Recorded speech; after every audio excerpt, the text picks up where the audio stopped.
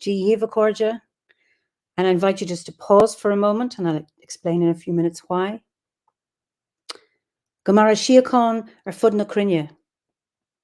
Gomara Shiacon in our Jaili agus in our Jirha. Ganairi Lin len ar Garamacha. Gaumij Buichas Jeev. Jeha Quivdacha. Spirit Quivdacha. May peace prevail on earth. May peace prevail in our homes and in our countries. May our missions be accomplished. We thank you, guardian spirits and guardian deities. Good evening to you, Eimear Burke here. Welcome to another Fireside Chat. This is Fireside Chat number 70, brought to you by the Order of Bards, OBODs and Druids. The reason I started off with that peace prayer is I received a text a few days ago asking that we stop at 8 p.m. my time for peace, for, I suppose, in Ukraine, but also generally in the world. There is a story, and I don't know how accurate it is, and I've heard it a few times, that during the Second World War, Britain's at 9 p.m. on the radio would sound Big Ben, the great clock in London, and they would pause for a minute's silence to pray for peace. And it is alleged that one of the German generals said that Britain had one weapon that the Germans didn't have, and that was Big Ben, people stopping and praying for peace for a minute. Even if this isn't true, I think it's something that we can do for peace in the world, is to stop. So 8 o'clock is my time. There are different times around the world, so that's why I wanted to do it today. So good evening to you all, and good morning and good afternoon wherever you are. So welcome. I see from North Cornwall, British Columbia, Murfield in West Yorkshire.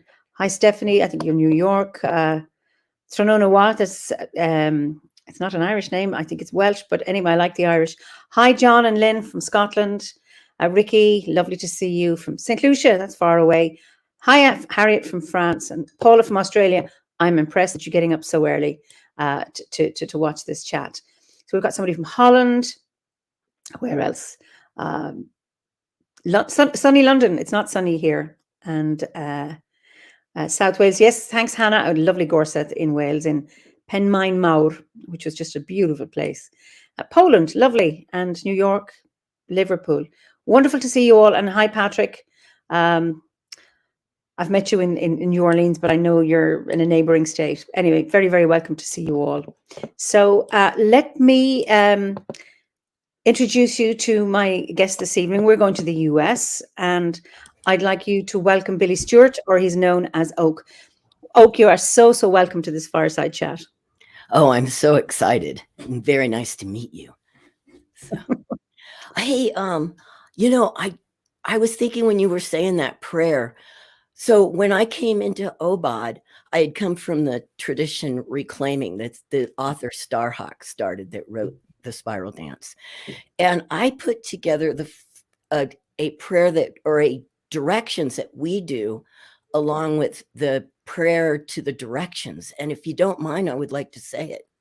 Please do. Please do. By the air which is her breath, may there be peace in the east. By the fires of her passion, may there be peace in the south. By the waters of her womb, may there be peace in the west. And by the earth, which is her body, may there be peace in the north. May there be peace above. May there be peace below. May we find it within, and may we spread it without. It's beautiful, beautiful. Yeah. And we'll finish it with Gorau Auli, which is an Irish expression meaning it is so. Great. So tell us where you are in the US. I'm in Taos, New Mexico, and we're not a part of Mexico. We're actually the US. Some people get that confused. And I live at a little close to 7,000 feet. I live in high desert, but it's really very mountainous, all pine trees, juniper. We have a tree called pinon here. I live in a little valley that's actually farmland called Rancho de Taos. I live on the property of a church that was built in the 1700s. So, and they sold off some of the property at one point. It's very, very sacred land, and people think that the Pilgrims discovered America. And we know nobody discovered America, but that's a whole other conversation. But actually, the Spanish were here first, and this is one of the oldest areas in America. Okay. Spanish before the Indians, or was The this on- Indians were here. The Indians were here, and the Spanish came up here. And for a while, they got along okay. And then, all hell broke loose, so. As it does, as it does. So Maura, just before I get, Maura says, can you post that prayer? I don't know which one, the one that I did or the one that Oak did. So just let us know, Maura. And Helen or Hannah Semple, she recently went to one of your online events. So you've got some fans here, which is great. And there are people saying, what a lovely, Lexi Erickson. I lived out in Highway 64 in Taos. So there's both. Okay, I think we'll put it on Facebook, Maura, because it's going to take too long to type it out now. So I'll put it on the OBOD Facebook page. We'll both do that. Thank you very much. Okay. And Lexi says the Spanish got there in 1540. Oh, great. Hey, Lexi, get a hold of me. We have a seed group. So if you didn't know that, we do have a seed group here in Taos. Great. Yep. Lovely. So what's your landscape like? I mean, I know you said it's wonderful, but just describe it. I mean, what's the weather like now? It's snowing right now. It's coming down pretty well. We had a very dry winter up until now. And now we're getting hit. And I live about 5 minutes drive to some very sacred hot springs. And those hot springs run into what's called acequias. And the acequias were started by the Native Americans. And then when the Spanish moved in, they kept them all going. And what it is, it's water that goes from the mountain streams, from the hot springs, and down into this area. So I live on a very rich farmland. I don't have a lot of property, but I do have gardens in the back. But I have to start gardening very late here. I won't be able to put anything into the ground until June. So that's pretty late. Okay. And then how long is your growing season then? My growing season can go all the way to October. Okay. So it's not that short because we have a warm fall. But and then from here where I'm sitting, there's a huge mountain in me. There's hundreds and hundreds of miles of untouched forest land. And that's where I've been discovering my druidry for the last 5 years or 6 years now, is up in those mountains. And it's just mountainous, rocky. There's bear, elk, mountain lion. In my neighborhood, there's a lot of skunk. Do you piss them off? My dog does. We've had some moments. He's very smart. He's from this area. I actually got him from we call the Pueblo. The people that live here are the ancient Pueblo people. They're the Tiwa people. And I got him from there. We don't call it a reservation here. We call it a Pueblo. So he came from the Pueblo. So I can say there's a skunk Sam, and his name's Samwise Gamgee after, Sam from The Hobbit. He's my faithful companion, and he's a red healer. So he'll stop. He's terrified of skunks. I mean, right now I probably got him shaken just by the word. You talk about the word. Very good. Yeah. That's wonderful. Before we get to how you came to Druidry, you mentioned Starhawk. You mentioned the reclamation. Can you explain for our viewers what all of that was and how you got to meet Starhawk and work with her? Well, I would just get my little bit of my history into the my pagan path. So right. I was very messed up young man. I'm actually transgender, so I was a very messed up young woman. And I started working at Renaissance fairs. And the first person I met was a woman named Ruth Barrett. and Ruth Barrett was a student of Z Budapest in Shekinah Mountain Waters. And I went to a ritual first. And now this is a long time ago. I'm 63. This was 83, you know? Wow. So I've been in this for a while. I've been doing this for a little while. And so I went to a ritual with Ruth Barrett, and she introduced me to Z, and I took classes in that women's spirituality, and I was very moved by it. It absolutely changed my life. All the bad behavior I was doing before that, I ended, and I got really, really into the goddess movement. And it was just everything to me. I was a punk rocker at the time. So I was kind of like, I walked in, here were all these women sitting around, in purple and stuff, holding their crystals. And I walk in a mohawk and a leather jacket. And I was very welcomed. And I was mainly welcomed by a woman named Shekinah Mountain Waters that I moved 600 miles to go live by her and study with her. When I walked in, she grabbed me by the arm and put me by her side, and I sat by her side for about 5 years. And I sat by her while she was writing this book that I'm in, that is back in print. Yeah, I'm Mooncat in this book. Okay. So, and she introduced me to Starhawk, knowing I had some gender stuff. And actually, the reclaiming community that Starhawk started is going through some more growing pains around gender and race and all this stuff because we question it so deeply. But she introduced me to the reclaiming tradition that Starhawk was a big part of. I was always shy of Starhawk. I was always shy of all of them, but Shekinah kind of kicked me in the butt to sit me next to him. I was much more shy as a woman, I must say. It's been I don't know if it's the hormones or just being older and having a place in the community now. So I really was attracted to the reclaiming community because it was very queer friendly, for one. It was very transgender friendly. I had not transitioned, but I was very butch, so I had a real place there. And we were also earth activists and war activists and all of that. So the activist scene really helped me because I always had a little bit of angst. I blame it on being mainly Scottish, but put me on the front lines to pray for peace and I'm there, So that's how I was introduced to reclaiming, and I was part of reclaiming for many, many years. Music always took me away, and that's something I'd like to talk about a little bit too, because the Druid course really helped me to embrace being a musician. I always separated those two. So I was in punk bands I'm Gemini.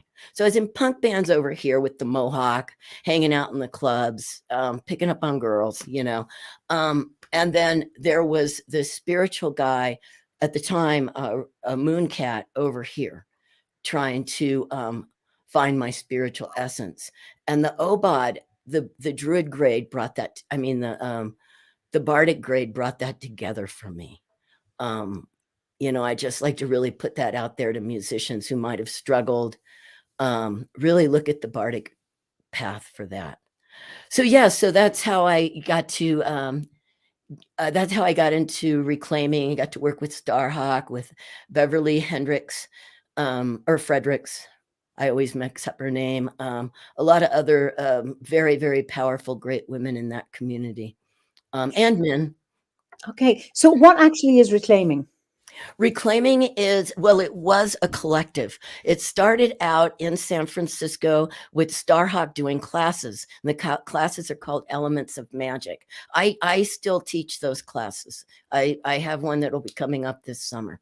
And the Elements of Magic is basically the bardic grade done in a 5-week period.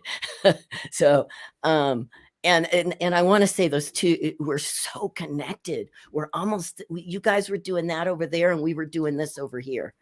And so she started out doing these Elements of Magic. And there's also another class that we have in there called the Iron Pentacle, and that's a little deeper work that you go into. Each point of the pentacle has a certain power. I want to call it a power connected to it. And now we've gone even deeper into the pentacles. We have a pentacle for everything now. But the first pentacle was the Iron Pentacle. And that was sex at the peak. And it's sex. It could be genital sex, but it's also the birds and the bees, everything constantly coming alive and dying. So you reclaim your sex for yourself. Okay. And we use the word reclaiming a lot. Then you have then you have pride at your right foot. So the pentacle goes down to your right foot, and you're reclaiming pride for yourself. Then self. Then self is your left hand, and you're reclaiming self for yourself. Then you have power. You're taking back your power from all the places you've left it, and then you go back to passion, back up to sex. And we do classes with that. The classes can be anything from a 5-week class to a year-long class, because you can really go deep into these points. And so we started with those classes in the Bay Area. And then Starhawk, when her book, The Spiral Dance, came out, she did a kind of a book opening. She did a big ritual called the Spiral Dance. Now, I wasn't there yet. I was in the women's community with Z Budapest and those guys. And those of you that are questioning, yes, they do not talk to me now because I am transgender. And those people in that community are TERFs. So that is somebody who doesn't like transgender people. So Star started doing these spiral dances. And so the community grew and grew from there. And then witch camps. We have these camps called witch camps where you go for anywhere from 4 days to 7 days. And you're in ritual when you get to these camps. And then classes and community everywhere. Right now, as we speak, we're having a big Birch conference. And that is all online now. And we're really looking at, like, my big thing I brought to it was a lot of people. I always had trouble going to things because of economic insecurity. I'm actually kind of a very interesting person. I only have a 7th grade education, and I didn't learn to read or write until I came into the Pagan community and the 12-step community, where my brothers and sisters taught me to read and write. So right now we're discussing those things and trying to get it where reclaiming can be more accessible. And I mentioned OBOD because I think OBOD has been a little more affordable. I'm only paying, I'm in the Druid grade now. I think it's $32 a month right now, and all that you get from that. So, I mean, if I just don't go to Starbucks, that I don't anyway, but if I just cut back on something, I can afford that. So did I explain reclaiming enough?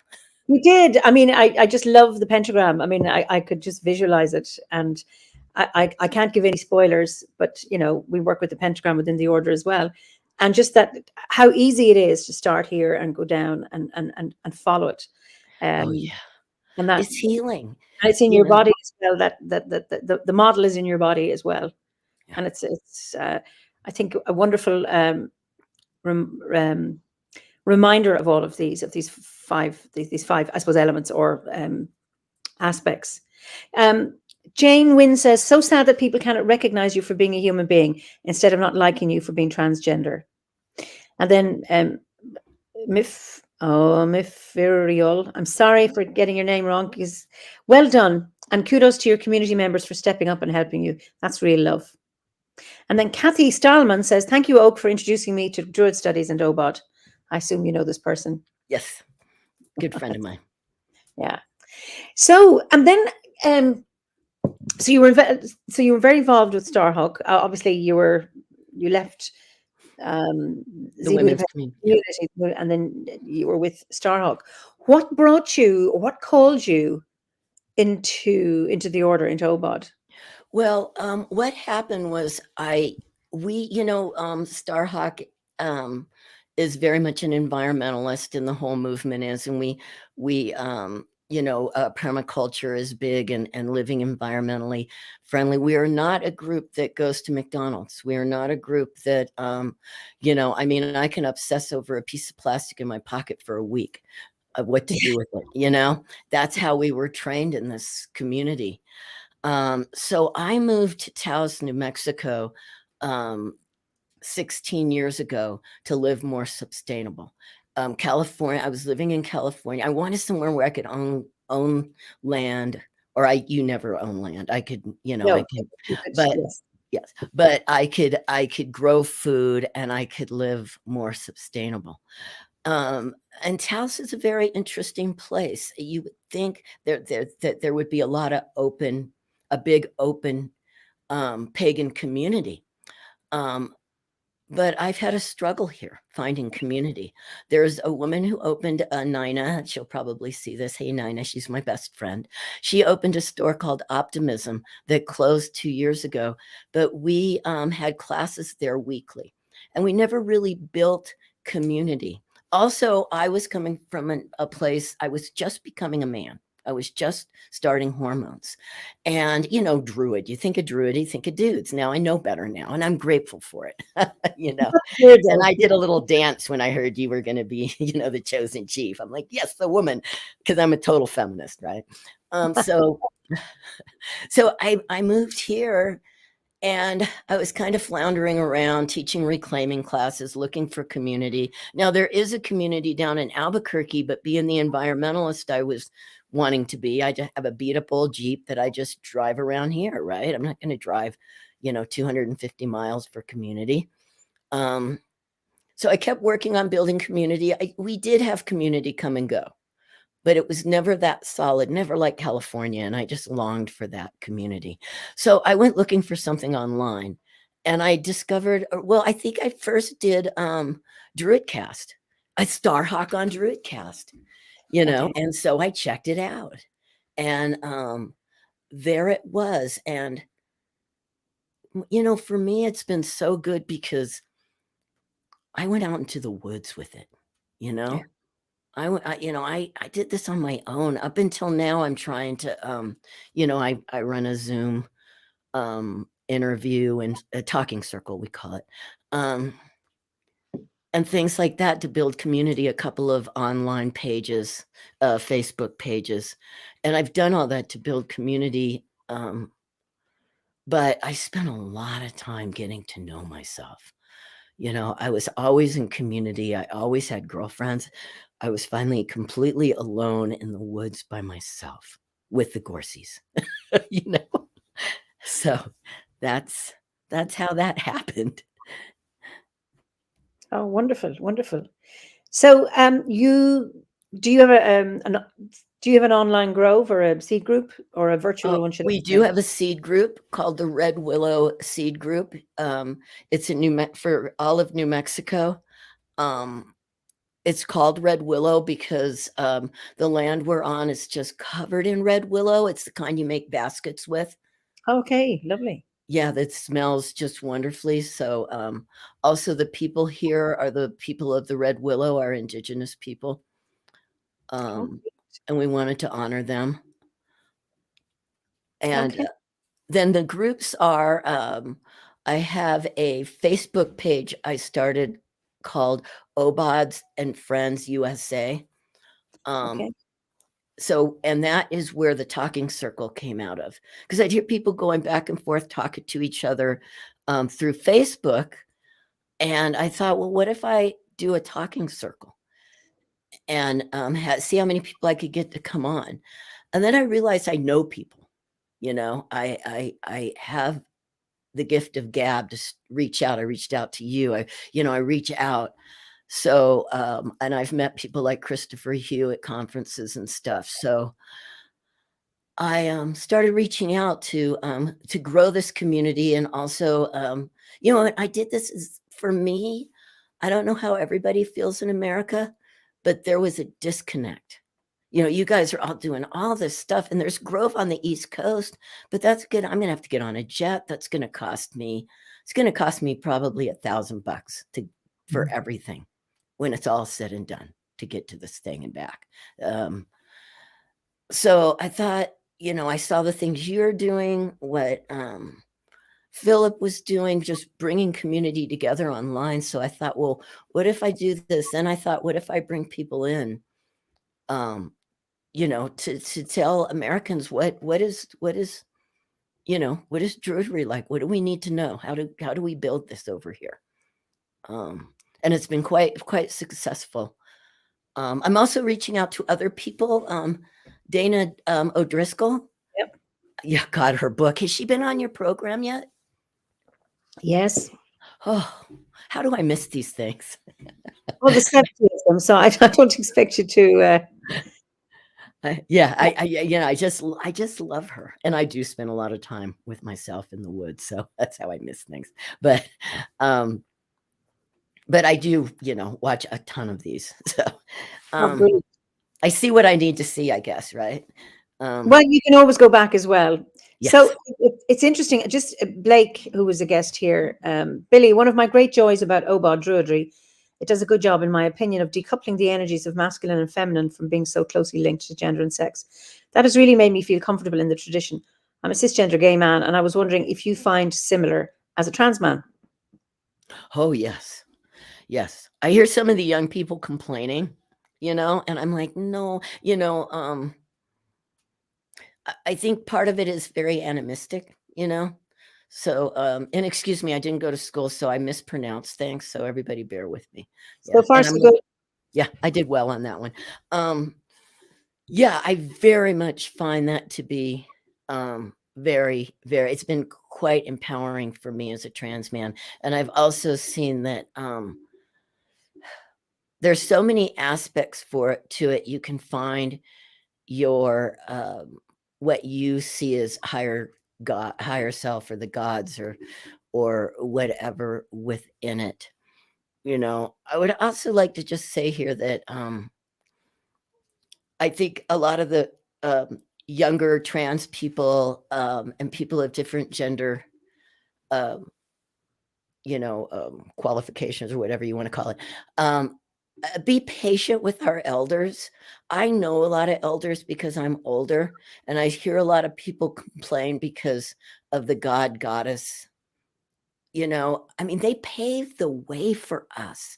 I'm probably alive today because of people, even Z Budapest, Shekinah Mountain Waters, Starhawk, Selena Fox, all these people who may have a binary, Starhawk doesn't, but a binary way of thinking of the gods.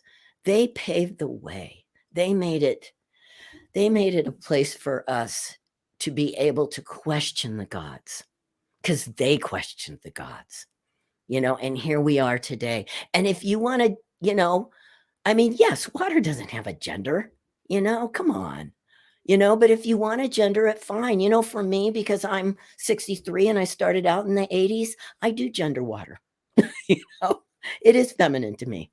It just, not when a big wave knocks me over sometimes, but I've had a couple of women knock me over like that, though. It's an interesting one, because yes, I've heard the complaints, about that, and I was just interested, and I'm glad, Blake, that you asked the question, because I don't think there's any course or any spiritual path you'll follow, regardless of what it is, that you're going to be happy with everything, and that everything just speaks to your heart. What I found on my journey through the course, there were certain things that irritated me, that I didn't like, that gave me an edge. But what it did was, it got me thinking. I deconstructed it, and I reconstructed for myself and my own understanding of it. And what's wonderful about the teachings, there's no dogma in them.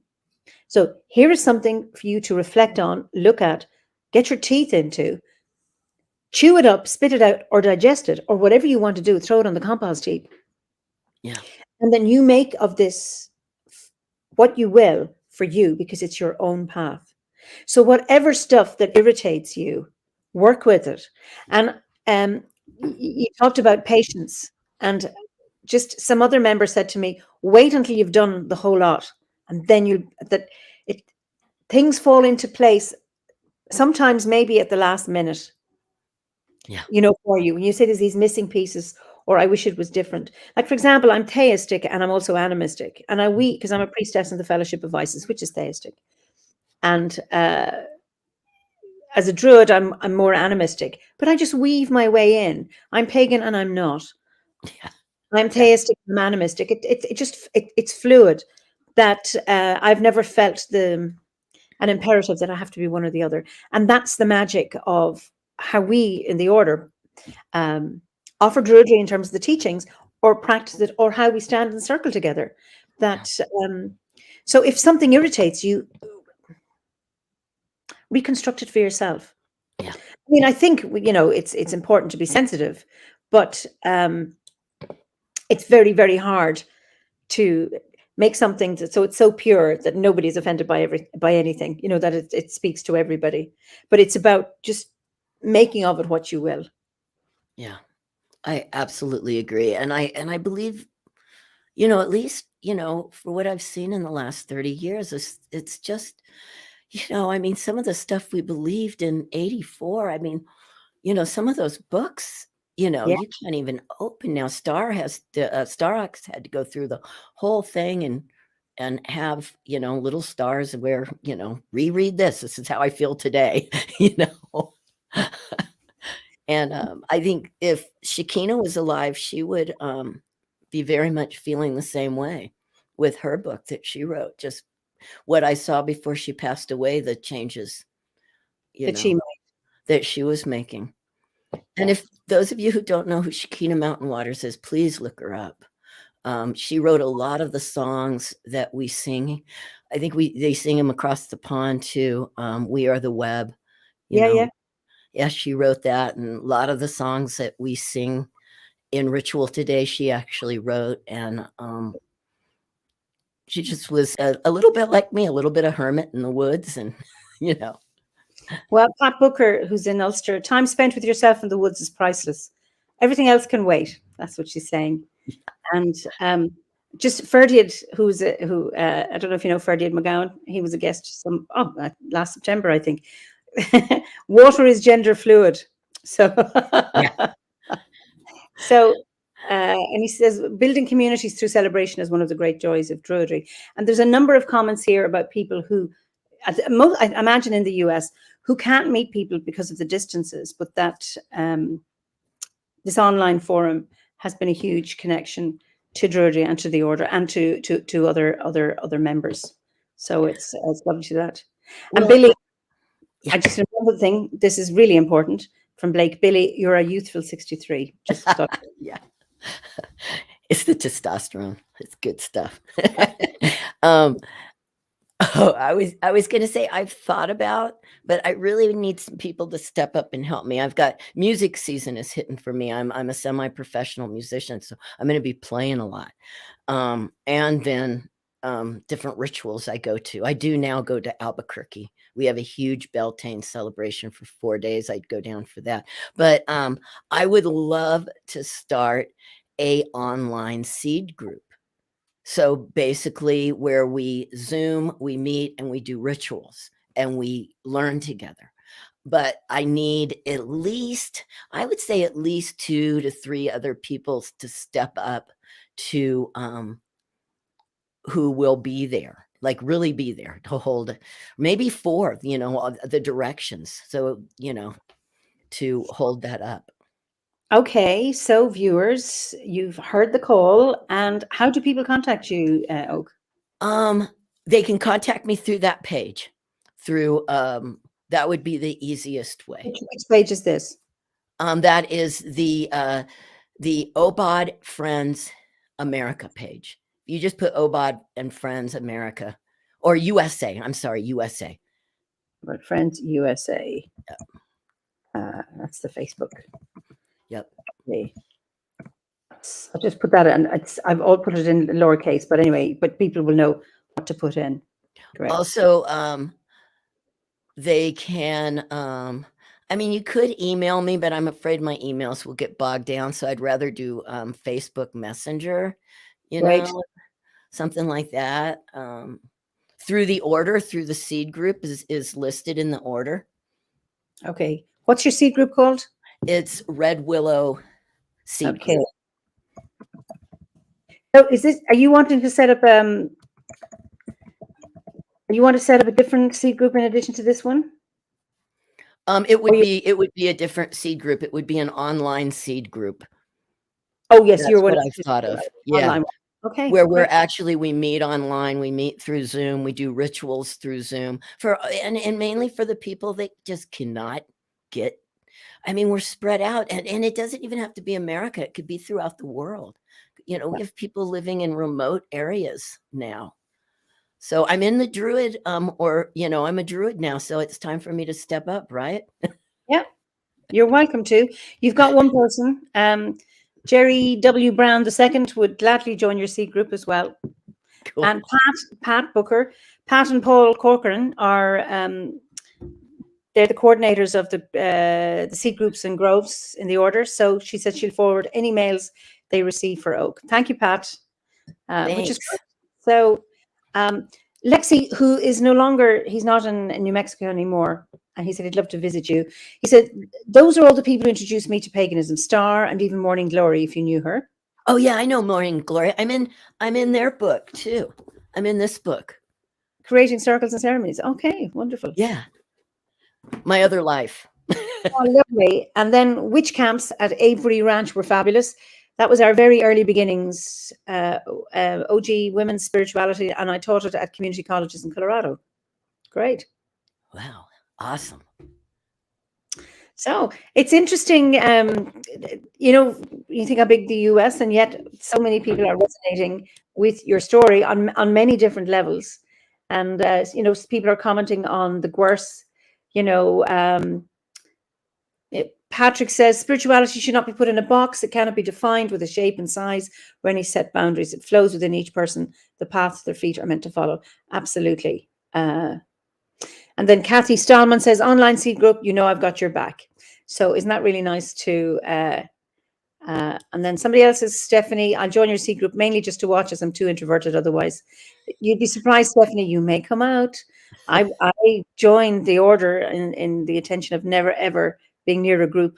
I was going to be on my own because I don't like groups and I didn't want to be with groups. So there you are.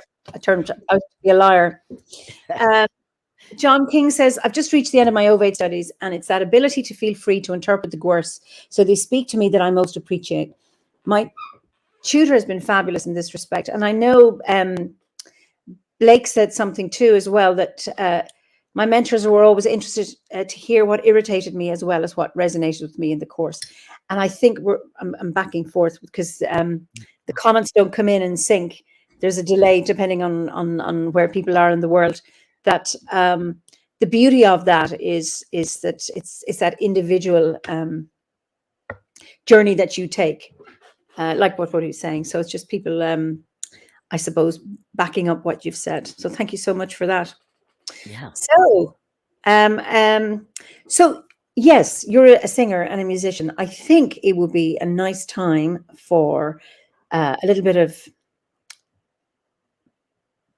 I don't know, do you call it bardicism, bardistry? Anyway. Bardistry. I like that. I don't know. We're coining that one. Well, so off you go. And we would say in Ireland, away lath, off with you to play. I actually have a question for you. See, I'm quite a weirdo. I'm fully tattooed and all. Keep you warm. My band, Pot Creek, we've really gone more into playing Celtic music now. So we would like to change our name, or at least have a Celtic name. And we were thinking Old Irish. So if you know one, the name of the band now is Pot, as in a cup, Pot Creek. So if anyone has an idea in Gaelic or Old English, and help me with the pronunciation. Would you like something cup as in cauldron? That would work too. Yeah. Well, Curra is a cauldron. Curra? Curra, yeah, Coire, Curra.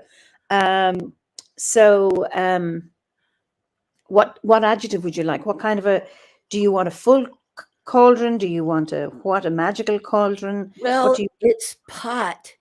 So a pot is a cauldron also. Yeah. So it's just pot because it's actually a place here right up about 20 minutes from me that's full of Native American shards and an old, very, very, very old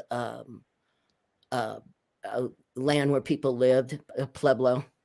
So so it would just be singular, I would believe. Okay, Pura. Okay, send it to me though. I won't remember. Then I have to figure out how to pronounce it. Email it to you. Yeah, great.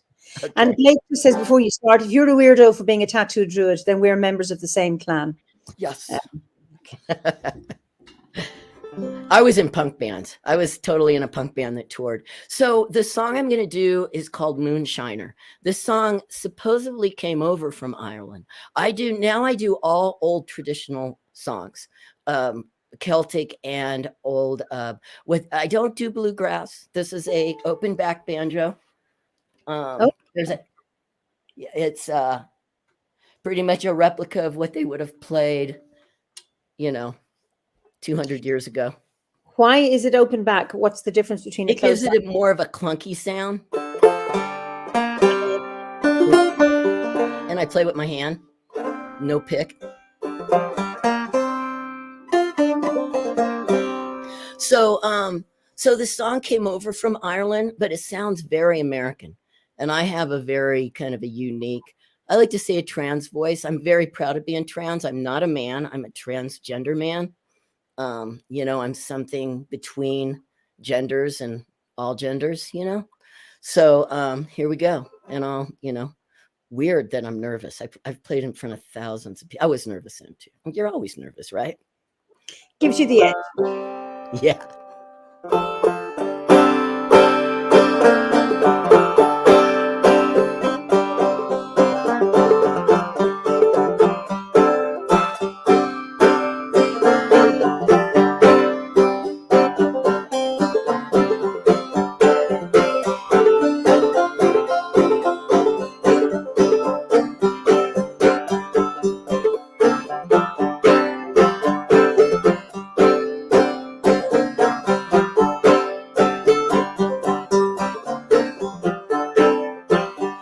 Have been a moonshiner for 20 long years. I have spent all my money on liquor and beer.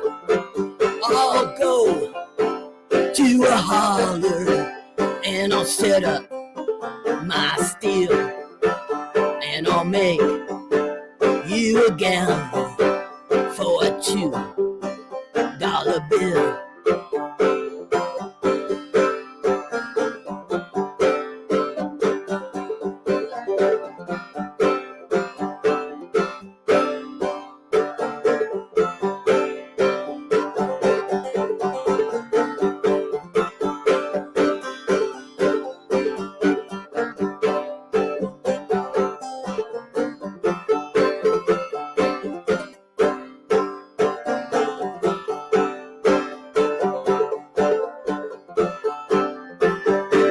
Go to a bar room, Lord, I'm drinking with my friends, 'cause I don't have a woman to see just what I spend.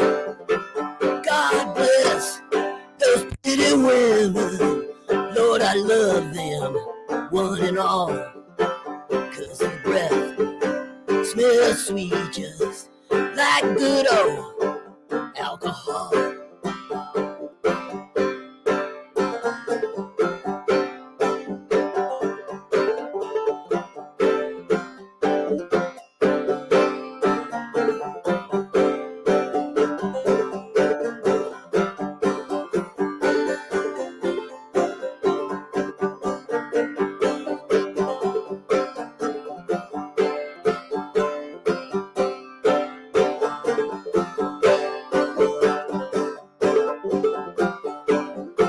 Cornbread when I'm hungry, it's cold liquor when I'm dry.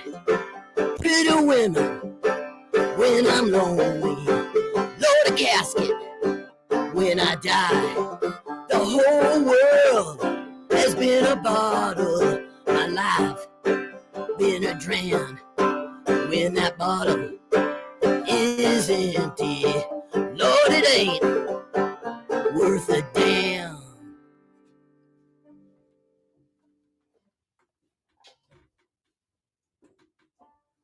All right. Can't hear you. Push the button. I muted myself so as not to have any distortion. So absolutely love it. Continue your bardic ways as a great druid. Should always remember, music is a window into the soul. It is absolutely just beautiful. Blake says we need a music store in the OBOD store with the members' albums. Beth Amos, I'm picturing a crackling campfire, the smell of wood smoke, and a nice dram of something warming. That's brilliant. Wonderful to see this quirky strumming technique. Great hillbilly vibe. Are you playing with your nails?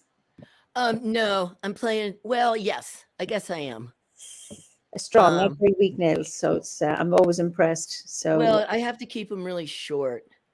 Yeah. Yeah, this is an old, very old technique. It's very influenced by, I've always been very radical because of reclaiming and all. So I just couldn't. I started playing banjo when I heard it was an African American instrument, and there was a band called the Chocolate Drops, and they're all African American, and there were few of the African Americans doing this music. So to me, it was really important. So my style is, it's not really old time Appalachia white guy. It's an African American style with this strumming. And your voice is very, very interesting. That gravelly note to it is absolutely wonderful. Just great. You've got loads of reactions. I've put a link. This is from Lynn Swan Ellison. I've put a link to your Facebook OBOD Friends USA on the OBOD Friends page, Billy. Hope you link up with the people you need to support you in the online C group. That is how the Grove of the Ether Online news group got started almost 2 years ago now. Best wishes. That's great. Thank you, Lynn. Yeah, much appreciated. And David, yes, Cora is Coire. You're correct. So people have really enjoyed. There's lots of applauses here. Just great. Ricky, I don't know if you know Ricky Gellison. Can I get a 12-inch disco remix? That's one. Well, you can get a hold of me on Facebook, Billy Stewart. If you put Taos in, you can get a hold of me. And there's lots of videos. We were going to record, both of my bands were in the middle of recording. I'm also in a band with two women, a fiddle and guitar. We're considered alternative folk. The band I'm in with the boys, we do a whole lot of Scotch Irish, a whole lot of get me going with a good instrumental, and in a circle of players, and that's where. And I'm also learning the tenor banjo at the moment. But my voice is really interesting. Actually, one of the women I've been playing with for years, right after I started to transition, first thing she said to me, "You're going to always be my best girlfriend no matter what." And then the second thing she said to me was, "Man, I hope you get that really raspy, freaking trans voice." And I'm like, and our voices do. She has a very beautiful, but alternative singing voice, and our voices go well together. What was your voice like before you transitioned? Well, I was just learning banjo then, and I really could get that high lonesome sound. I don't know if you're familiar with that.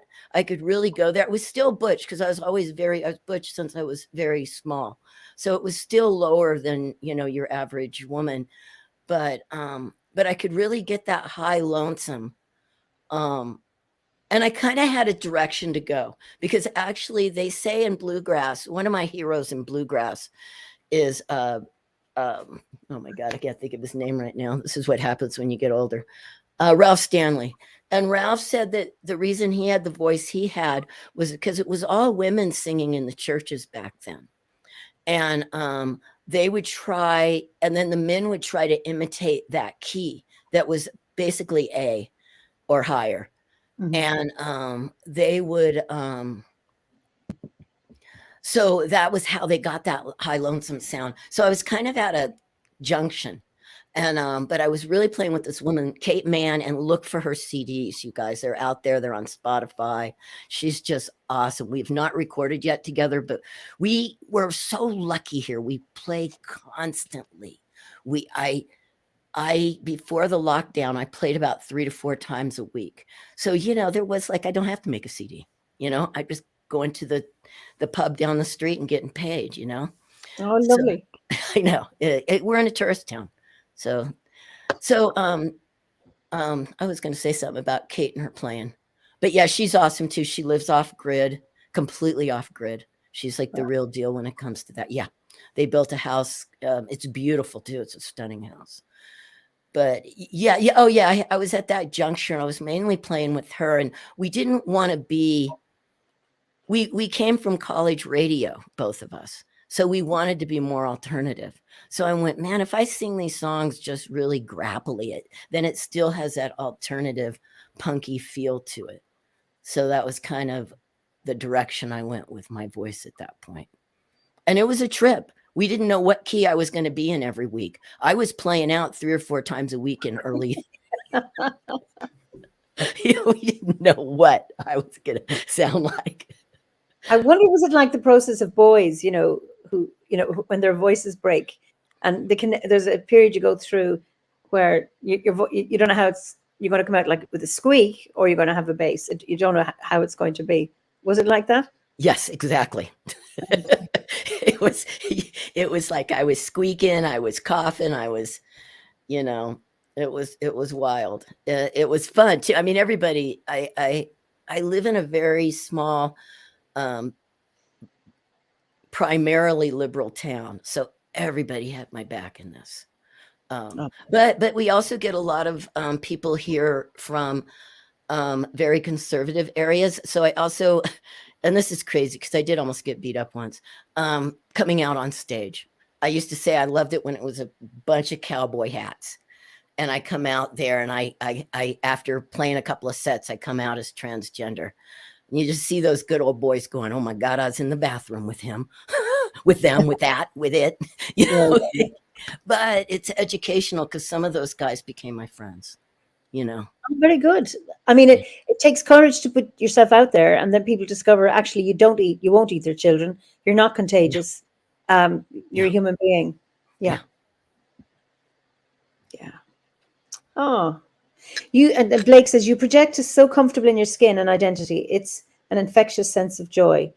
You are unapologetically you. Absolutely. Yeah. Well, that's what we got to do. I'm also, I'm that generation that I'm some of the first. So if I'm not here, yeah, and that's the thing about living in Taos. Like up until, Zoom, and we're all so out there now. It was only people that were here, and now in the greater Druid and back in reclaiming. I mean, I really wasn't around reclaiming after I moved here. I'd go out to spiral dance every once in a while. But I think it's important because, that kid that might be, God, thinking he wanted to kill himself, and then he sees me and he's like, God, I can be that someday. I can have a beard, Yeah. So yeah, some of us have to do that. I mean, our 4, I was going to say mothers because I came from the women's community.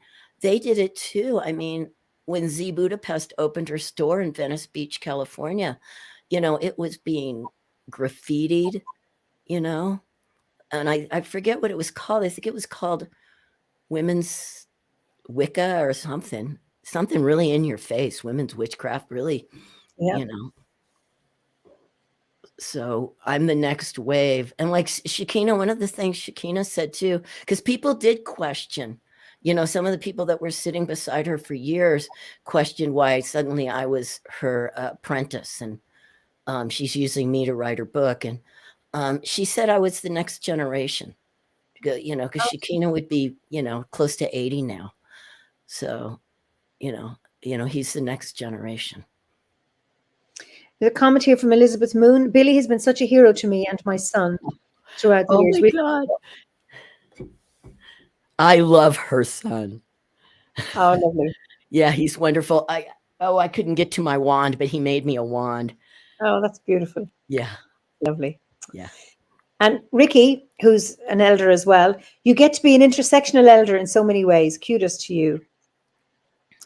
And then Blake, it's interesting about age. I'm in my late 30s. I'm starting to experience younger generations coming to me as an older queer, for an example. What they don't see me is looking to your generation. And I think that's lovely that, you know, to either to be able to look up, and then when you get to the top, as in age, that, you know, there's nobody older than you, that it cascades down. And I think that's lovely. The two directions, Blake, I think is a lovely place to be. I don't know if you guys had this experience where you're living, you know, across the pond, I like to say, but we had a lot of elder bashing happening here. We actually had and I don't want to get deep into it because I just don't want people to start texting me. You know, but one of my favorite pagan cons closed because of arguing over gender and just wording, and some of the elders were attacked, and they were just like, you know, I don't want to show up anymore. I did a lot of work, and some of them, you know,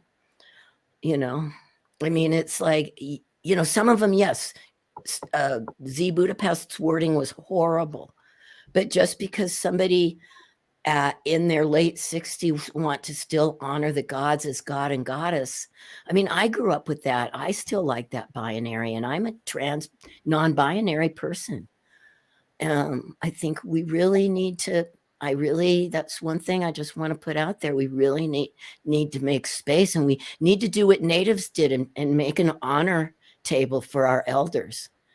You know, Yeah. a lot of them we're going to lose in the next, you know, there's some of them pushing 80 now, you know, and they paved the way. And we have lost some of. My first book was Marion Weinstein's Positive Magic, and she's gone, and she was a big voice. So I think, you know, there needs to be space for that notion of binary deity, also non-binary. It's about, I'm thinking of, you know, we in the order don't dictate how people see deity. And I know there are members who are atheists. So all of that has to be held, and that there is a space for different worldviews. It's not about, so if I believe in a goddess and a god, I'm not excluding somebody who's trans. It's like, no, I'm talking about my space or my personal beliefs and my path. And you have yours. Yeah. And we have so many meeting points that to fight over, you know, your notion of deity or mine, for example, assuming that they're different, and you've said they're not. Well, they're very fluid. That we meet on common grounds, and what value do we share, and then appreciate the differences. And I think we're getting that way. I think with some of the meltdowns we had right before the pandemic, because that's when Pantheacon closed, that was, you know, and I'm so blessed I got to be there in the final circle and stuff. And, you know, I think we are going to come back full circle and honor. You know, and I have to say, and I explain this to people, and when I teach a reclaiming class, I like to put this out here because I like to make people think. Jesus Christ is in my pantheon. He was my mother's God. Mary, my mother's goddess, and they're a part of my pantheon. They always will be. You know, I go over to this 200-year-old church over here and sit there and talk to my mother, you know. You see, and that has to be honored, because, you know, not all our members here in the order, for example, are regard themselves as pagan. We have many Christians, we have Christian ministers, we have Buddhist monks, we have interfaith ministers. All are welcome. Yeah. And that needs to be not tolerance. Tolerance is just about tolerating, but actually accepting and holding multiple views. Honoring their views. Yeah, I mean, Blake says, I think we can hold multiple views of deity, but not give platform to events, to homophobia, transphobia, xenophobia. Well, absolutely. And I think if you were actually focusing on deity, then it goes beyond that. You know, that we think of what do we value is community and love for each other. Then the other phobes get out of the way. Stephanie says Gen Z was a very passionate generation. It's admirable to watch them fight for everyone's rights. I agree that they do need to understand how each generation individual grows differently. Evolution requires patience and kindness towards what was. It took past generations to get us to where we are today. Absolutely. Oh, yeah. Yeah. Thank you for that. And then Michael says, I started as a born-again Christian, left having never felt connected to God or Christ. Now, as a polytheistic person, I can talk to Christ as a larger group when needed. Great. Yeah. That's what it is finding your own path. And Jennifer says, yes, it's about being exclusive, or not exclusive. Sorry, you didn't say that. Inclusive and affirming. Yeah, it's yeah. And Hazelnut, what would happen if we all honored each other's individuality and embraced our differences and our own unique ways of divinity and beliefs as a joyful and colorful and unique? We tend to do that in the order. Yeah. That's when we meet. I mean, these are the values we hold. I never thought twice mentioning gender. It never even occurred to me that as soon as I read the literature, I knew. As soon as I got my first packet, I knew I was welcome. I could tell in the wording, and well, it's so much like reclaiming. I keep going, reclaiming, you need to do this. But, you know, somebody's got to write this stuff, right? Yeah. Great. Zane says, having a connection with an elder is having a connection to another time and place. Thank you for talking about this today. Absolutely, Zane. If we don't honor elders and elderhood, we've lost. It's like we need a history. We need a pathway. We need to be able to look back. Yeah. We may have a romantic notion of the far gone, far away ancestors of, you know, everybody loving the land and everything wonderful and pure and everything. Of course it wasn't. Every generation has had its faults and failings, and we too will have ours, and the future generations will make messes as well. And it's about listening to what elders have to say and taking what's useful to you and leaving the rest. Yeah. But there needs to be a two-way thing. I grew up in a culture where young people were not listened to. You had to respect. The respect only went one way, and you listened to your elders and you never contradicted them. So there was no place for actually discussion. I think my generation of parents is very different. That a lot of I see my children argue with me, and they keep me in my they keep me in my place. And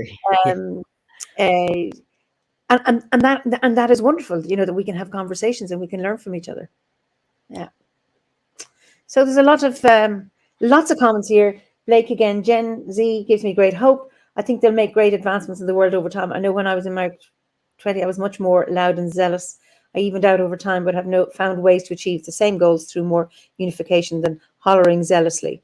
I think, you know, there's a time when you're feisty, argumentative, protesting, and, you know, that's part of expressing yourself.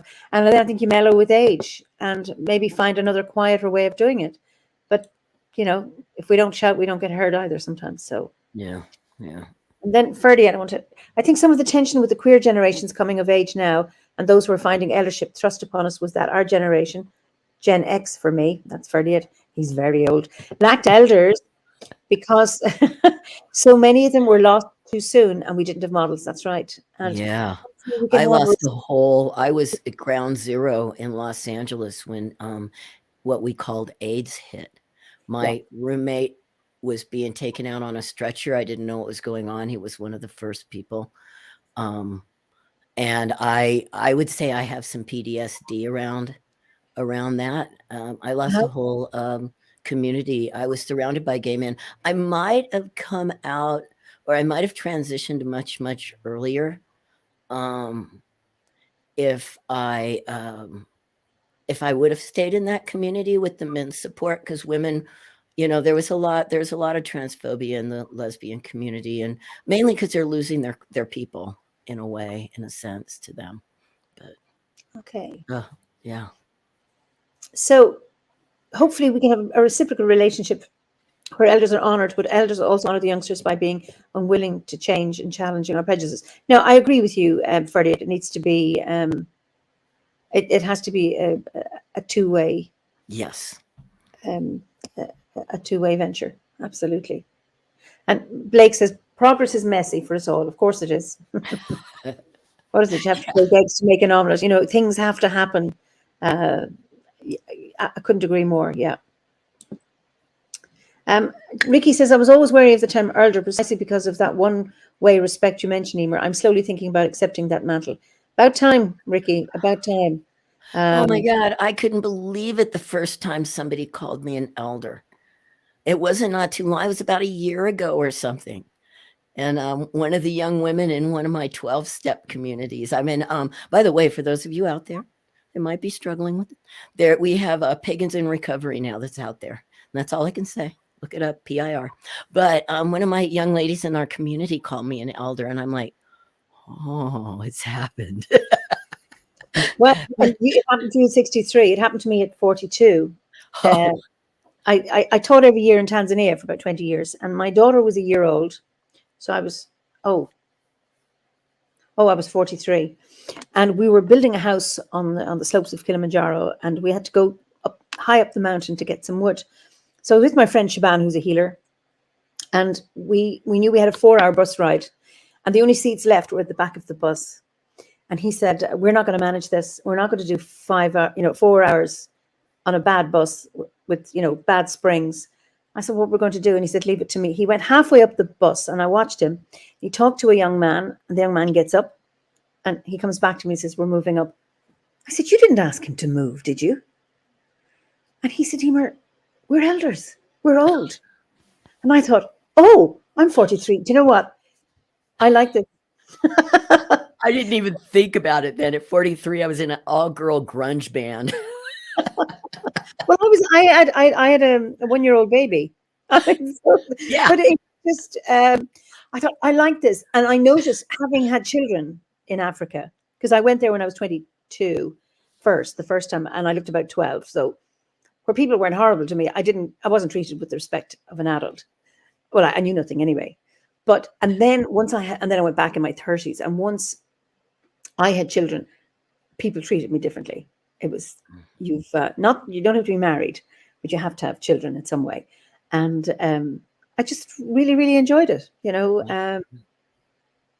So it's just, John King says, living here in the west coast of Scotland, I was very surprised at the way in which young people here interact with older people. There's a lot of respect both ways, very different to where I used to live.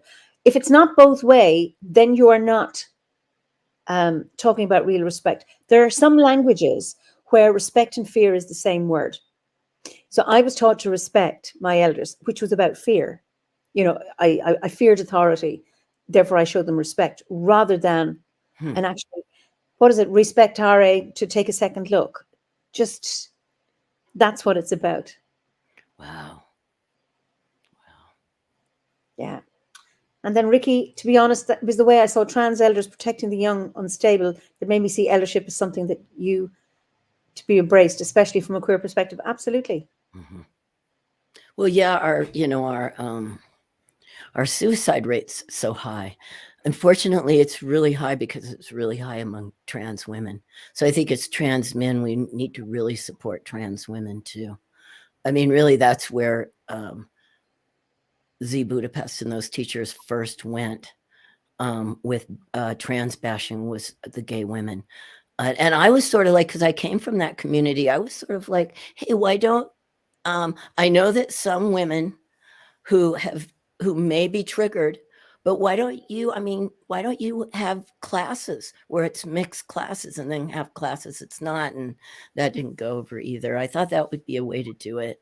And there's some people that claim they're just triggered because of abuse. I don't know why, but that's their it's women. It's their reality. That's their reality. I'm not going to question a woman who says that she's been abused, so she's triggered. But I didn't see why some of the teachers who don't have triggers couldn't have women's classes that are mixed with trans women. One of the things Shakina said to me was, when I went to her about transitioning, because I went to her years before I physically transitioned, medically transitioned. She said to me, the only thing I'd be sad about is you can't teach women's mysteries. I still do with some women. Actually, Liz she mentioned something here. I think that we've talked in detail about things that I've learned from the elders, and I pass it on. I'll talk about menopause freely. I went through it before I transitioned. Oh, absolutely. It's a wonderful journey. Well, yeah. Okay. But I think it's about being able to find space for both, for uh um you know, I like some women only groups. I enjoy them. I don't have my ceremonies, even when we had moon ceremonies. Howard and I, well, he passed nearly 7 years ago. We always had mixed.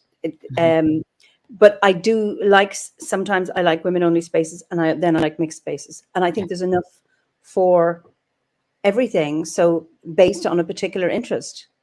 Yeah. And there needs to be that you may say, okay, have the men with beards group, or somebody banjo, a banjo without a backless banjo, and you say, well, mine doesn't have a backless banjo, and you say, well, we want this particular sound. It's like, well, okay, well then if I don't belong to that group, I can belong to another one. It's that. Yeah. That's what we need to learn to do. That's what we need to, and we are. There's just been a huge growth, and as God has blessed all the people who passed away, but COVID did a lot. COVID brought a lot of us together that you and I might have not been sitting across from each other if this wouldn't have happened. Not to change gears, but I don't know if you were going to go here or not. I'd like to. One thing I'd like to mention that's been a big growth for me in OBOD is I'm 90% a mix of the British Isles. And since I was very young, I was very attracted to Celtic stuff. And I've talked to a few people about this, and I'm just curious, I'd like to put this out in the community, that we were displaced. I'm very Scottish. Like I said, I wear kilts all the time. I have 13 kilts. I don't put shorts on in the summer anymore. It's so freeing as a trans man and also as a Scottish person. But it wasn't that long ago that we were displaced. And I feel like with OBOD and some of those communities, a lot of us have been able to really discover our roots again. And I just like to put that being trans is a big part, but also, God, I had such a longing I didn't know I had. And I first felt it at Renaissance Fair, but then it came, and I used to think, oh, it's because of Renaissance Fair. But man, when I looked at my DNA, when it came back, I just went, no wonder, so I just want to put that out there. That's been a big, big, huge part of my journey. Have you been to Scotland? I have not. I went all over India. I went to South America, and actually my friend Kat and I may go at some point. But or I'm going to go over on my own. I really need to go. I really, but I don't know. Go to a gathering, go to Wales. I'm a lot more Welsh. I had no idea Welsh was not even in my family history, and I'm 20% Welsh. So should I just go over there? When I get Social Security, go over there and just go. Say hi, everybody. I'm here. Well, absolutely. I mean, and it's interesting. I mean, I'm Irish and identify as Irish, and but it's what I've always found when I've traveled places is how the landscape calls to me. And I remember standing near Ormeig, there's amazing carvings on Argyll, and I was walking back, and there was a standing stone in a field. I was with my husband and 2 children, and I said, I need to go over there. And I did, and I just kind of went into a deep meditative space. And it was like I had been there before, and a really strong connection. And I don't know why, because we don't have in my land Scottish connections, but I mean, there was that toing and froing back in between the 2 islands, and I could feel the land claiming me. Mm-hmm. and that's what it's about. So go and see. Yeah. See, Africa has claimed me. You know, like I have a house there, where it's a shack, but I've been in Kenya and I've been in Lesotho in Southern Africa and Tanzania. But I remember being living in a house in the slopes of Kilimanjaro and thinking, oh, this just has such a resonance for me. But then I joined the order, and then my roots got deeper and deeper and deeper. And anytime I've left Ireland, I come back to deeper roots here. Well, So, I was surprised on the Irish. I think, I had said this to you before, but I was very surprised that it was like 5% Irish, because that was the one thing that I grew up. My grandmother's Irish, that's what I heard. But I guess they were Scots from Ireland, we're finding out. well, you see, I'm not so sure about those percentages, how accurate they are. You see, I'm not too sure, but it doesn't matter. If they go and visit and see, John, who's in Ardnamurchan, he said it was the call of the landscape was what brought me to Ardnamurchan. I came here first in 1974. And then Jennifer Scott says, yes, I loved Ireland, so I wasn't prepared to fall head over heels in love with Scotland. Definitely acclaiming. So it's Michael says, to bring back these old traditions. I'm English and I have an Iceland DNA ancestry. I feel pulled to the runes and much of how I practice intuitively. So, and then Stephanie says, I agree, even though we're descendants of whatever countries our ancestors came from, where we don't live now, there is still a feeling or spiritual connection, whatever you want to call it, to those landscapes. Yeah, and you can test it out and you can go and stand on the land. I mean, I've had people from Brazil come to my grove here and start crying and say, I've come home. I had a guest a few weeks ago, Aman Quatra, who's Indian, who now lives in Ireland, and he belongs here. Why? I don't know. No. But it's if it calls to you, it calls to you, and nobody can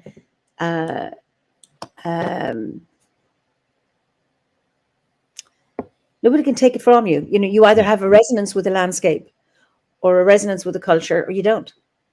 I belong to some kilt groups, some Facebook kilt groups. Yeah, and it's so interesting to hear these guys, and they're, most of them aren't spiritual, or I don't want to bring it up. I just don't want to bring it up. A lot of them are good old Christian boys from the Midwest.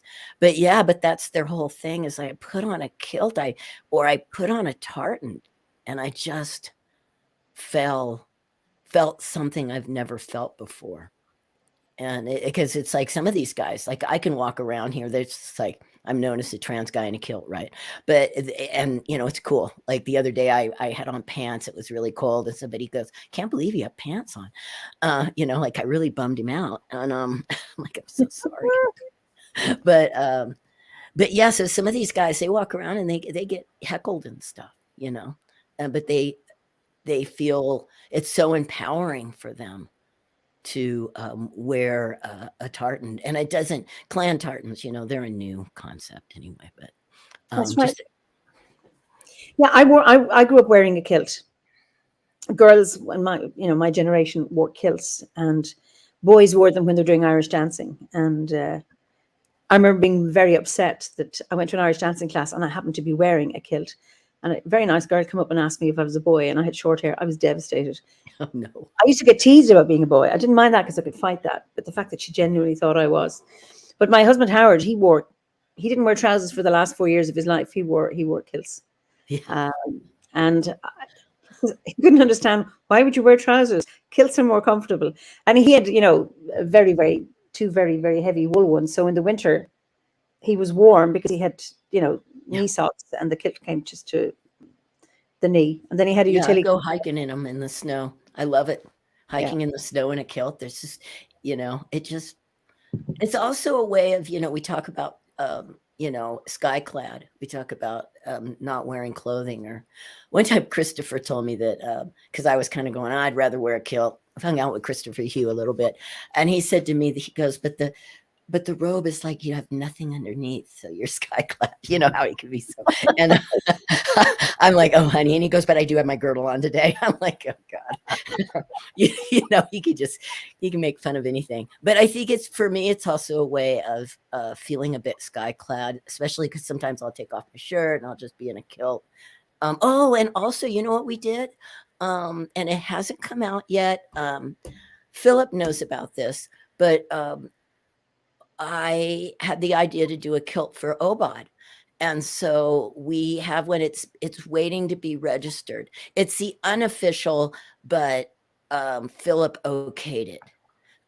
Because we want people that don't feel like they have to wear a kilt is what Philip felt. He doesn't want it to be any kind of ceremonial something that we're supposed to be wearing.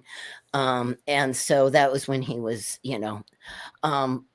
so we've been waiting. It's really backed up to get it certified through the tartan registry.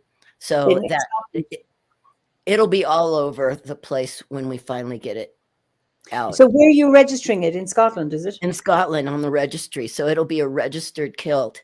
It's beautiful. I post it from time to time. A woman that was, just in her first month of OBOD contacted me when I said I wear a kilt. And she said, I design kilts. And I said, I would love, if we had one. And so she helped me design one. She's had a couple registered. She's done the, oh my goodness, the something forest in England. She did all their kilts, but, or all their tartans. So hopefully this will be coming out soon. I'll get a hold of her and see where it stands. She sends them a letter from time to time. The tartan has become so huge now throughout the world. I mean, there's a tartan for almost every country now.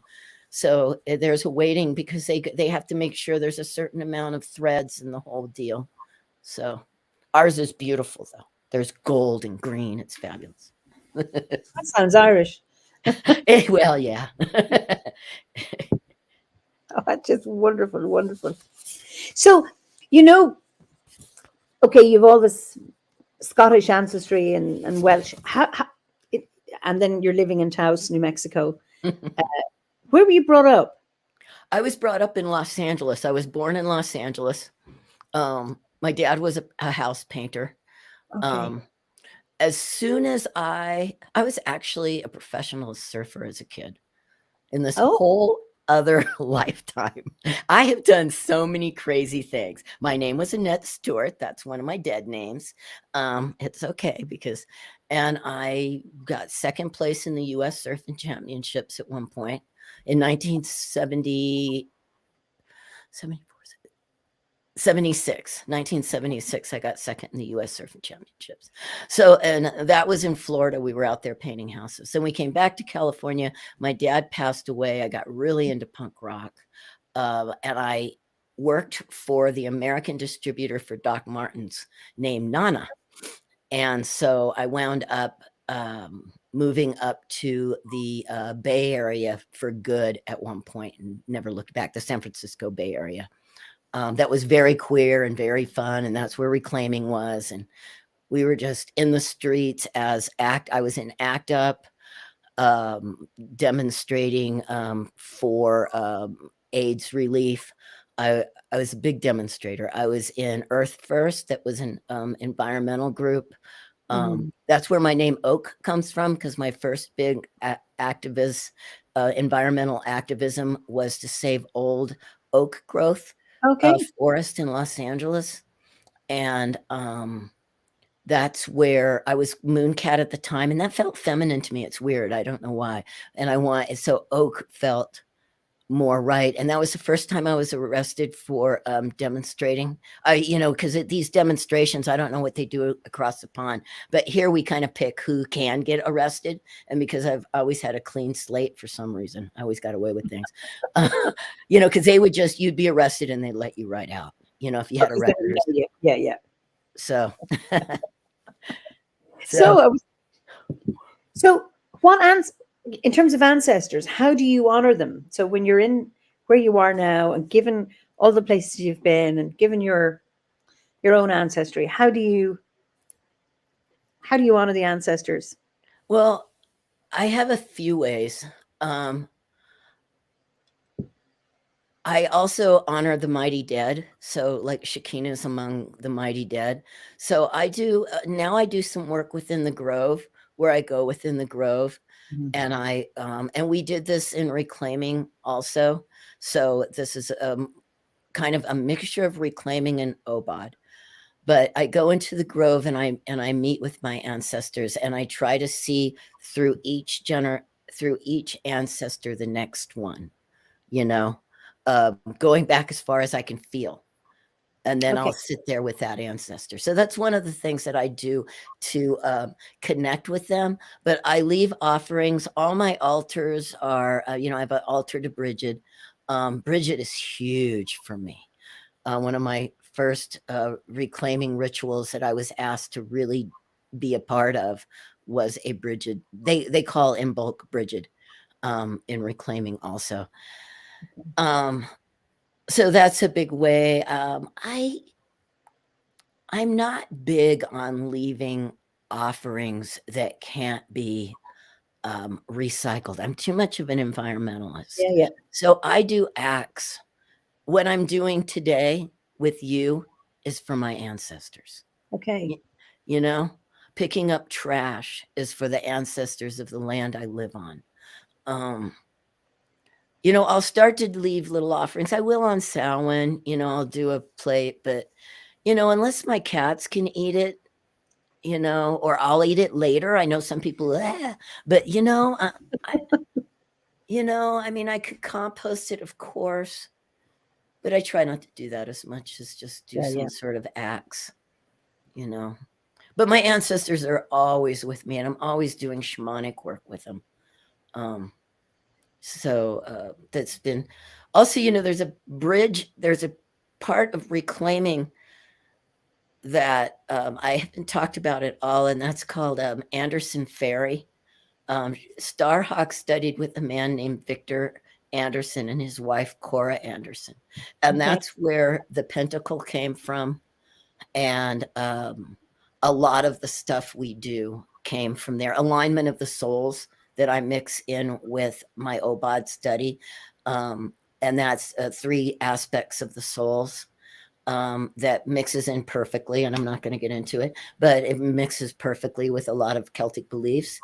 And there's a lot of, I studied with a woman named T. Thorne Coyle, and she has stepped down from teaching at the moment. She wrote some great books on the fairy tradition, and she really helped me. I took online courses with her. I know her personally from California. We were in reclaiming together.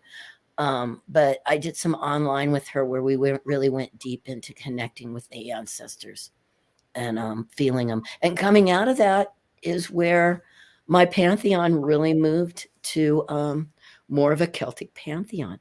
And we don't even know what that is, right? The Celts, we have no idea. Really, there's some names left over, but it's a river, it's a tree, it's a stone. I don't know. It's the bones of our ancestors, right? Yeah. So. Oh, it's beautiful. So, and given your concern for the environment, I mean, that's how you act as a future ancestor, Yeah.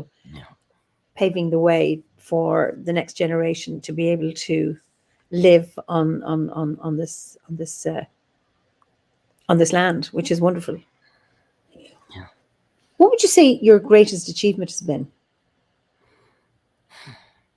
I've thought about that a couple of times. I've been asked that a couple of times, and I think for me,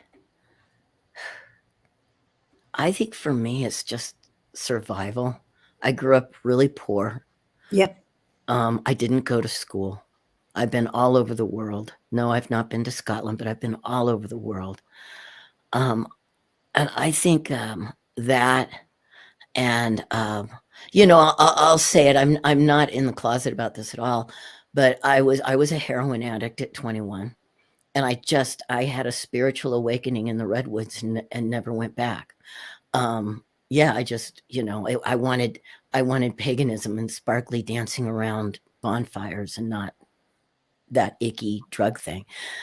That and transitioning, transitioning was a big deal, but if I wouldn't have done any of those other things, if I wouldn't have survived, if I wouldn't have gave into I'm very learned. I read all the time. I taught myself to read. They told my parents at school I'd never learn to read. They couldn't figure it out. They couldn't figure out my dyslexia. And I think those are my biggest achievements, because I wouldn't be sitting here with you if I wouldn't have done that. If I wouldn't have, and I didn't have other people. I was terrified. You got to realize I'm older now. In the 60s, they would hit kids with rulers. Yes, I remember. I was being hit as a kid. I was being put in a closet. And what my dad took me out of school is when they wanted me. I was already surfing. They wanted to take away my art. They didn't want me in any art activities, and they didn't want me to surf. And my dad walked in and took me right out of school. Wow. Yeah. Well done. Mm-hmm. Why didn't they want you to surf? They thought if I would, because see, they knew something was going on, because really I could kind of learn to read. It was I couldn't spell. Right. So they figured if they took away all these things that I was so passionate about, I would dig in and learn to do these things. Wonderful psychology there. Yes. Yeah. It's the 60s, right? 70s. Wow. So when you say that getting out of your heroin addiction, you had that awakening. So what were you doing before that led up to that? I was, all of this happened at once. I was thinking about this the other day, because I've been asked to share more in recovery programs. So, and everything is a big blur, just because I've done a lot. So, it's just a big blur. So what happened? What happened was I was starting to work at Renaissance fairs. And there was a group of people that I started to hang out. Some people I worked for at Renaissance Fair, and they were up in Humboldt. And they thought it would be a good idea to tell me that the best dope in the world was up in Humboldt and get me up there. And so suddenly I'm up in Humboldt with no drugs, and being introduced to witchcraft. This was like, I met, on a big level, on a rock star level, I met Z Budapest and Ruth Barrett and all. But these guys were just pagans being pagans, right? Renaissance people, Renaissance fair people. And so they took me up there, and I was working for them. And I kicked dope with them, lighting candles all around me, dancing. They were a lot into the Golden Dawn and the higher kind of magic. This little group of people were. So they were doing, like, what is it called? The banishing pentacle on me, and doing all that stuff. So pentacles go way back for me too. That's the love of my life, love of my life. I've been a pagan my whole adult life. And so they're just dancing around me, lighting candles. And I stumble out one morning after basically kicking dope, where I could finally walk and not be sick and not be cramping up. Cause this was the rehab, not the kids go to rehabs now and get given little pills to not feel the shit. So I walk out, and suddenly the redwoods are talking to me. And actually, my grove is a redwood. I've tried to make it other things. I've tried to make it the trees here. I can't. It's the redwoods. And so I'm just surrounded by these redwoods, and I see past the veil. You know what I mean? Everything's sparkling. Everything. I could breathe again. And I didn't want to be that. Mm-hmm. Like I said, I still had a mohawk, and I still wore a leather jacket by the time I met Shakina a couple of years later. But I also was I had a pocket full of crystals. I was eating. Eating is a big thing for me too. And some of the people in my PIR and the Pagans in Recovery group roll their eyes, because a lot of people talk about eating disorders. And I'm like, eat whole foods, grow your own, that's how I connect with. Starhawk had said recently that she used to pray to the gods. Now she prays to compost. So, no shit. Yeah, right. I know. I want to name my compost. I don't know what Shakina used to always say. Just put, like, guitar arena or something at the end, and it's a goddess. So compost arena. I don't know. But yeah, so that's And, you know, I struggled. I drank a few years back after moving to Taos. I never drank before, never had a margarita. You know, I went from hard drugs to complete sobriety for many, many years. Little psychedelics here and there. I did some teepee. It's called a teepee ceremony. It's a peyote ceremony with Native Americans. I'd done a couple of things like that through the years, but primarily, absolutely, you know, sober. And then, you know, you know, and it didn't work for me. It just didn't work for me. I like sobriety. You know, I didn't fall into a terrible alcoholic spin out, but it wasn't comfortable for me. Okay. You know, because I obsess over it. Once you get a head full of AA program, you know, no matter what, you can't go back. You can't have just a cocktail in the evening and your brain's going, you suck. So. But you know, it's so important to be able to listen to your body and know what suits you and what doesn't, and to recognize it in time and go, okay, alcohol doesn't for me, and then not do it. Yeah. Yeah. Coffee. I love coffee. You like coffee? Okay. Yeah. I can have an occasional coffee. I couldn't have it every day. It would kill me. But, yeah. So have you any regrets? Oh yeah, that I haven't gone over to Scotland and stuff yet. I also, and a big reason why I haven't done a lot of those things is girlfriends, you know, getting involved in a relationship and putting all my money into that and not traveling. Now I don't regret having girlfriends, but I just, there's a lot of things that I just didn't do because I planted myself down. And that was a little bit later in my life. Like I said, I have been all over the world, but in the last few years, that's one of the things I regret. You know, and this is a weird thing to regret because my musician friends would just be like, you're crazy. You can play music, man. And then people that really want to play like me, like some of the people around town will be like, how do I get gigs like you get? But I feel like my music had gotten away of my spiritual practice and diving deeper. And right now I'm learning the tenor banjo, and I've decided to take a few weeks because I'll have it. My band wants to go more that direction. And that's all I listen to. That's the music I listen to. So I don't listen to old time Appalachian music. I listen to Celtic music. So, you know, but I spent a lot of time playing music and putting that first. You know, I've been invited to things through the years and I had a gig or I didn't do it, you know, pagan events that I wish I got more involved in. It's weird because some people maybe that would be really into paganism would go, God, I wish I would have got to be in a rock band that toured the world, you know, and I did that. And, you know, when you look at, there's so many bards within the order who are musicians, who are professional musicians. And my heroes. You've got Dave, you've got ZZ Birmingham. There's so many who are musicians and also spiritual beings. It's both and rather than either or. I'm going to do both. I mean, they're teaching me. They're my teachers. I don't know them very personally. You know, I know Carrie Lee, but I don't, you know, because she was on my little talk Zoom, but yeah, they've been my heroes. And also the Gorsie really taught me to, you know, because I was in punk and grunge bands, you know, I mean, and it's a whole persona. You sell your music. But now I play Celtic music. I love it. I also play the ballroom. I play with a harp player, by the way. Do you? Yes, I play the percussions with her. I love it. Brilliant. We don't get a lot of gigs, but I love it. Well, Zane said we should try forming an online OBOD musicians group. Okay.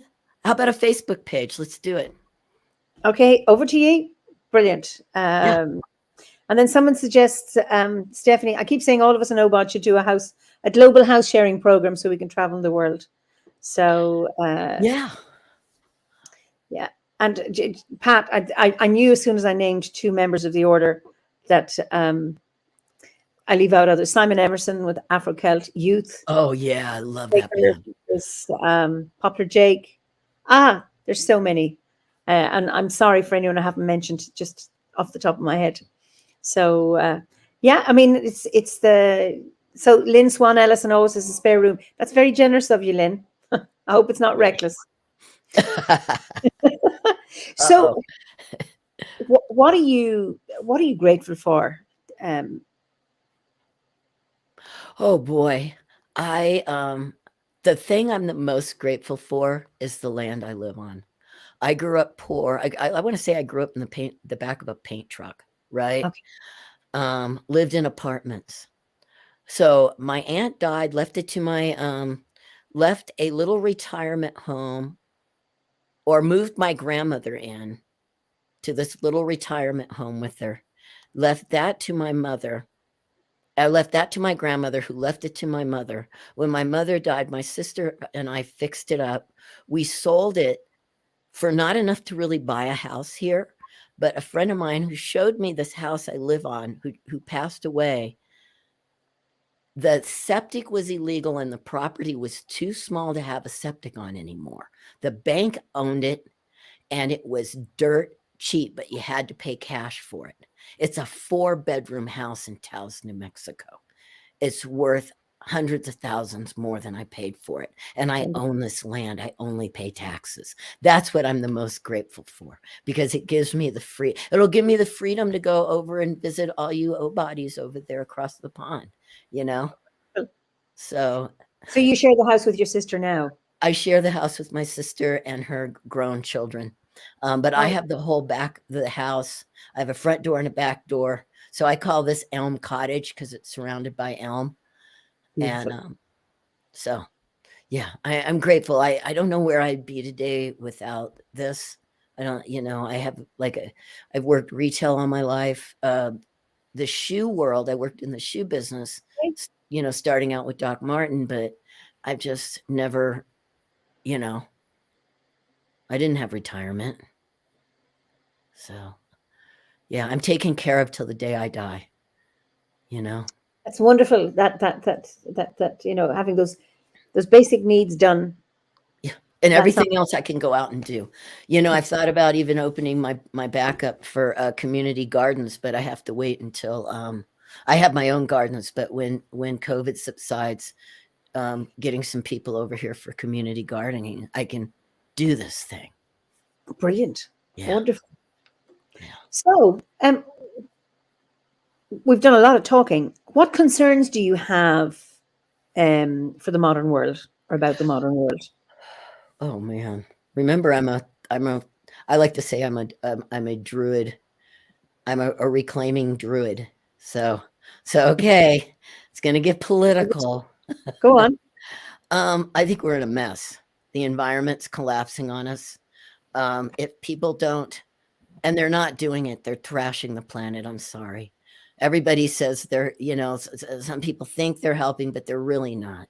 You got to get it down to zero waste. We don't have recycling here in Taos. I have to drive to Santa Fe. That's an hour away. So, and that's welcome to the big cities. Yes. But what are they doing with that plastic? So yeah, I'm very, very, very concerned about the environment. I think that people need to think about less children. Sorry for those of you, I know it's the hippie dream to have a bunch of kids, but right now we got to think about how we can survive as a human race, and having 5 children isn't going to do it. Because I've seen all my hippie friends have a bunch of kids and they didn't all grow up to be environmentalists. A lot of them are the opposite. So I hate to say it. The other thing is, this war is terrifying me. I can't believe. I'm praying, I'm lighting candles, I'm dancing in my kilt, I'm praying to everything I can pray to. But they're bombing the hell out of those people over there right now. What can we do? Unfortunately, I think there's a lot more going on than they're saying. I think they have a gun pointed at our heads, so we're not able to do anything. I am not a warrior. I'm a peace activist, but there's more people dying right now than we've ever seen in this kind of attack. As far as I know, because who knows, they might have kept it from us when we were going into Iraq and stuff, but there's a lot coming down. There's a lot coming down. So environmentally, that's what I'm I just don't see how we can keep going. You know, Mhm. we're eating and drinking and breathing plastic right now. That can't be good. Yeah. So sorry, not to leave be on a downer. Well, it's interesting you talk about the plastic because you've mentioned it so many times. Um, one of our members at the Druid course at the weekend, he was weaving a basket from with a crochet hook from old t-shirts that can't. There's some polyester or nylon in them, so they cannot biodegrade. So he's making permanent things that can Yay. be used, and I was just really fascinated with things that old clothes that they're not fit to hand on to somebody else, but that you can actually repurpose them. Yeah, I With try to use them for rags as long as I can, you know. yeah, and so there's that, and he's then weaving baskets and items like bottle holders or baskets for people to collect things in. And you can, great. My Um, last job, I'm unemployed at the moment because of the economy right now, and she had to let me go for a little while. But my last job is a fair trade store here in town. okay, Every single item came in plastic. yeah, It's incredible. I get a bamboo toothbrush that's in a yeah, a recycled. plastic container, yeah. Yeah, and then I open it and it's in plastic. I mean, what's going on? What can we do? Our voices are. There's a will. I mean, I buy some foods and like seeds and things in bulk, and they come in Mhm. biodegradable, plant-based packaging. Yeah. Uh, it's doable. It's possible. Yeah. I look for all of that now. I take my little bags back over and over again. I joined, and I can't do this until I want to finish the Druid course. So I'm going to start up again afterwards. But I started the Ancient Order of Druids in America, and they ask you to pick 3 things. They're serious. They're environmentalists. They're not messing around. They just don't say, "Oh, you do go ahead and do this if you want." They're like, "Do this if you want to be part of the order." So you have to pick 3 things, and one of them was getting down to cooking whole foods, so everything I can take my jars back to the health food store and get That's things in bulk. And so that water in my sink because it's really, really cold here. So you have to run a lot of water before it gets warm. So all that right. water I'm hauling outside to my gardens. That's right. Yeah, it's doing what we can do. Yeah. Absolutely. And I mean, and you're very motivated for that. And I mean, I know you express the fear, but you seem to come from an empowered place, not from a helpless place. No. So what gives you hope then in this world? Mama Earth. I think she's gonna survive. We're gonna go back to whatever we go back to. I think it's a great mystery. I'm like you. I don't know. I'm all these things, but am I? I believe in the gods. I believe in the spirits, but I believe in the ancestors. But what gives me hope is that this earth is very, very old, and I believe it's a deity. I believe we're all part of that deity. That's the one thing that I'm pretty darn certain of, because I feel it. I feel it when I meditate. I have a daily practice. I don't mess around. I have a daily, sometimes an evening practice, but right now music's my evening practice. But I have a daily practice, What and is so I it? have a daily. I wake up and I do. I How I open today with the directions. I do a prayer to the directions like that, and then I sink into the grove for a meditation. And then as I come out of that meditation, I do an awen, and this is the least I do. And then I do the Druid's prayer, Yeah. and I do the alignment of the souls, and I run the Iron Pentacle. And I do that either in my meditation chair or I have a stone circle in my backyard. So Oh, almost every single day on some level. If I don't, I feel off. If I have to go to a doctor's appointment early or something crazy happens and I don't get to do practice. But within that, I feel the spirit of the earth. So I mm-hmm. feel that she or they, them, um, will survive. I don't know about the human race as what we are now, I think we're the low on the totem pole at the moment. But I'm also a big bear. I think that maybe I'll be a bear next time or something.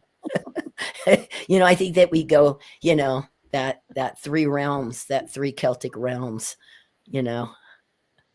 bear came to me in the grove and that was it. I'm like, really? Oh, lovely, lovely. Yeah. It's my trans god. Big hairy bear. Beautiful, beautiful. Yeah, I mean, I suppose often this notion comes up that, the earth will survive, but we may not, or who knows? We just have to wait and see. You can feel her heartbeat if you really sink deep enough,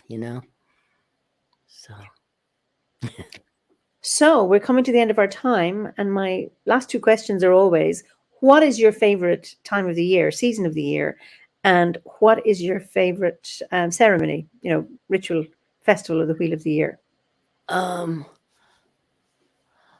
I fall, but kind of pushing back more towards summer now because winter is my least favorite because so now I start to dread winter. So fall. And I have 2 of them. Samhain for myself and Beltane for my community because we have a big Beltane ceremony. Oh, okay. In Albuquerque, and it's a great community where we do it right. So those are my 2 at the moment. Guy, but it's hard for me because I love Imbolc, because she's my, I mean, I don't know, I can't pick it up my speed. I was going to show you. She's all glittery right now with this. It's just beautiful, Oh, wonderful. So what would you call the season you're in right now? Oh my God. Well, the thing is about New Mexico, spring is not happy spring. Spring, we get nailed. So we're getting nailed with snow right now, but then we get the winds. So early spring, people that live here usually try to go on holiday during March and April. So I would call this early spring, and I would say this is gnarly when you want to stay home or go leave. I mean, winds like you wouldn't imagine. Yeah, it's funny because we've had, I suppose, strange weather. Traditionally, the first of spring is the first day of spring is the 1st of February, and for many people, it's the equinox, the spring equinox. But we've had lots of storms, and we had a status orange rain session these last 2 days in Kilkenny, and yesterday it just poured. It was like tropical rain, and I was going down my drive this morning, and everything was clean. It was like the air had been cleaned. I could hear the birds singing more. Oh, yay. Yeah. They were more vibrant. We do start to get the birds. We start getting our birds, but then we'll get hammered with snow and, Yeah. Yeah. Sometimes we have what we call, and this is down in Albuquerque. This is down south from me a ways. We have what we call snowtane. So that means we have Beltane in the snow. It's called snowtane. Well, we've had incidences in our history of snow in May. The Rising of 1848 failed because of snow in May. Oh, yeah, that's right. So anyway, well, we get these, outliers every, I don't know, 50, 60, 80 years that you have these things that are out of the ordinary. And anyway, so do we put these things down to climate change, or is it part of a cycle? I don't know. I think the cycle picks up it's a circle, right? It's a spiral. So it's spiraling, and it's every time, and then it picks up some of that stuff that we're doing, the climate change stuff, and, sucks it into the spiral. And we're certainly not helping it. Yeah. No. Anyway, it's been such a joy talking to you. Very nice meeting you. Maybe we'll meet at some point, who knows? But listen, thank you so much. And I wish you well with your new virtual seed group, because there's plenty there. I think plenty of interest. And so Blake says this was a real chat. This chat was a real pleasure. Thank you. So it's been just an absolute joy talking to you. Really, really fascinating talk. And of course, we're almost 2 hours in, and we could go on for much longer, but it's not your bedtime. Usually, if my guests are in Europe, it's Oh yeah. they're ahead. So I'm going to say goodbye to everybody, and you can go backstage, and I'll just finish off here. Bye, everybody. Great. Nice meeting you. So it's a great response here. So anyway, we will look at the comments once we go offline. So thank you all very much for joining us this evening and joining in this conversation, and as always, for your comments and your questions. It's always wonderful to have contributions and additions to the conversation from you, the viewers. So I look forward to seeing you next week for another Fireside Chat. And in the meantime, be well and be safe. So, slán go fóill.